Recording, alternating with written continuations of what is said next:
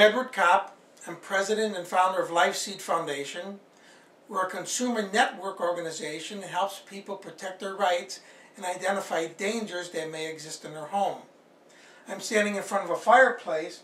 This is gas log. It could be natural wood. And smoke may enter into the home, and when it does, it contaminates the entire home. Let me show you how to identify smoke damage. The first step in identifying any type of smoke claim is making sure you have the right tool. There's only one tool that can do this for you.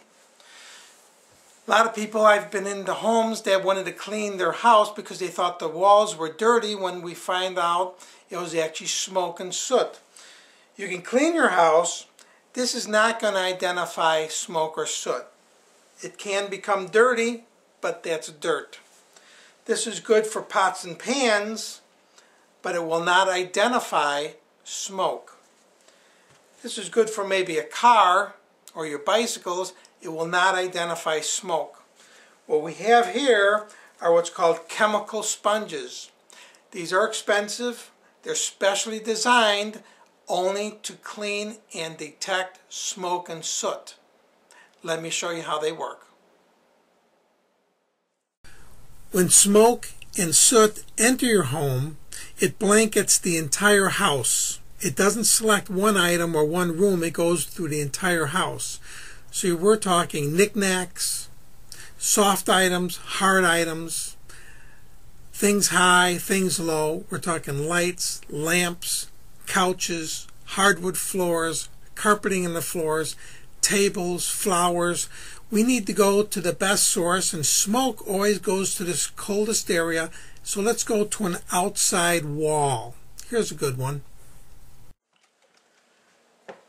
We're now going to test to see if there's soot or smoke on the walls in this room. The best way to do that is select an outside wall. Outside walls are coldest, and smoke always attracts to the coldest temperature, and it also rises. So we have a ceiling and two outside walls. So I take the chemical sponge and I wipe it on the walls and the ceiling. Just a light rub will do. And I do. There's a gray matter on there. I don't know if you can see it. But we're going to have it tested and see what we come up with. So we have a basis of comparison. Let me show you what a clean, unused sponge looks like. Microscopically, you can see there's no residue in the pores, outside, clinging on anywhere. Everything's nice and clean. Now, I took some samples of dust and dirt from around the house with no soot. These are small particles you might find in the corner of your house, on a TV, top of your refrigerator, in a heating duct. You can see the fibers are there, but no charcoal looking. Soot, on the other hand, has a very dark appearance.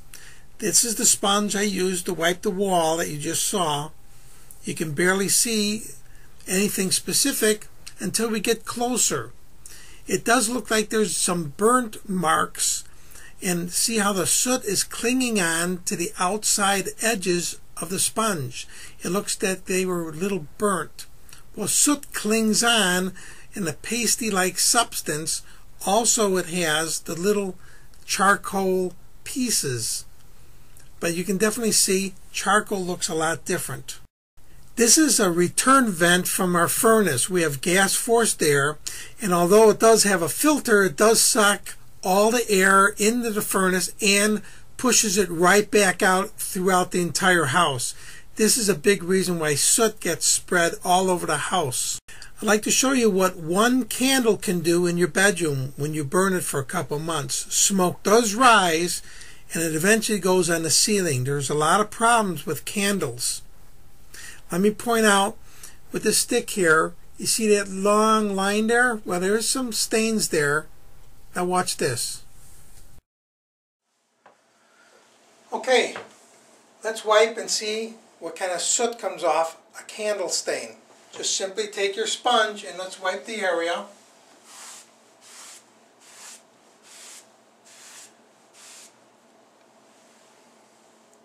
From a candle. simple candle.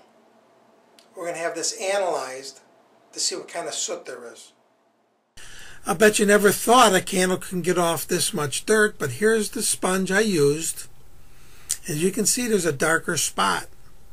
It's very evident there's something on this sponge. As we get closer, you can see that it looks like some burn spots.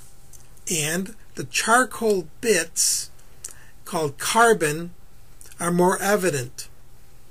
Remember, this is microscopic. You could put a couple hundred of these on the head of a pin, but these cover your entire house by the billions. This might be the reason why you're sniffling with colds or allergies, because you have soot. Whether these microscopic particles come from your fireplace, your furnace, your hot water heater, or perhaps you're even in the kitchen cooking, eventually it might be able to hit your smoke detector and that goes off. Smoke particles land everywhere. The bed you lay on at night, the clothes you wear during the daytime, the children play on the carpeting floor, or even on your favorite fish. It's everywhere. Whether you live in an older or newer apartment or condominium, a smaller residence, or perhaps a home that's a bit more elaborate, LIFEseed wants to help you identify the risk of soot and smoke. Call us today. The best news? Most insurance policies will pay for the cost of cleanup. That's right. I've seen smaller homes to larger homes get anywhere from $5,000 even up to $25,000 to help you clean your home, because this is a health risk. You need to live in a healthy environment. Please call today. Let us help you.